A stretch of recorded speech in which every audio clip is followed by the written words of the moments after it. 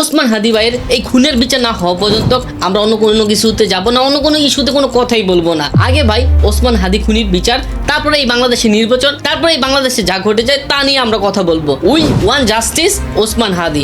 ওসমান হাদি আছে, ওসমান হাদি থাকবে। ওসমান হাদি আমাদের হৃদয়ের মাঝে বসবাস করে, উনি আমাদের নেতা।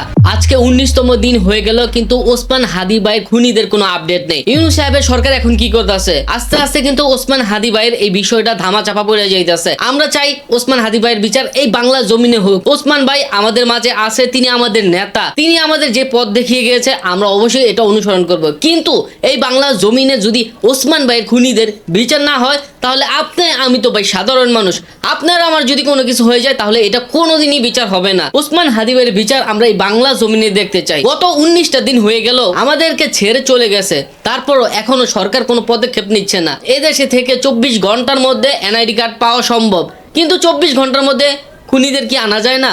এটা আমার কাছে প্রশ্ন না, এটা আপনার কাছে প্রশ্ন না, এটা এই দেশের সিস্টেমের কাছে প্রশ্ন, এই দেশের সরকারের কাছে প্রশ্ন। কিছুদিন আগে সাদিক কায়েম ভাই বলল, যদি ওসমান হাদির এই বিচার না হয়, এই দেশের কিছু রাষ্ট্রীয় লোক এই খুনের সাথে জড়িত। বাইরে এখন আমাদের কাছে এইটাই মনে হইতেছে, বাংলার জমিনে আমরা যতদিন আসি ওসমান হাদিকে আমরা বলবো না।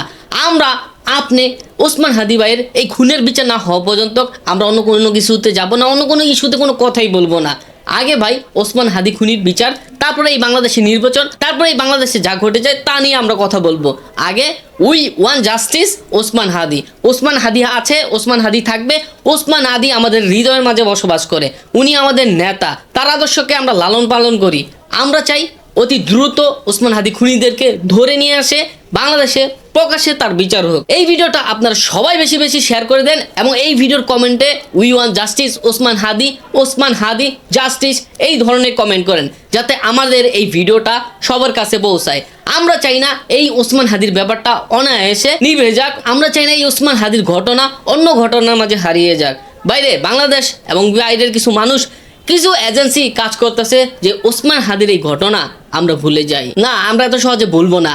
ইনকিলাব জিন্দাবাদ, ওসমান হাদি আছে, ওসমান হাদি থাকবে। আমরা লড়বো ওসমান হাদির পক্ষ হয়ে। অবশ্যই এই ভিডিওটা শেয়ার করেন এবং সবাইকে বলেন এই ভিডিওতে কমেন্ট করতে।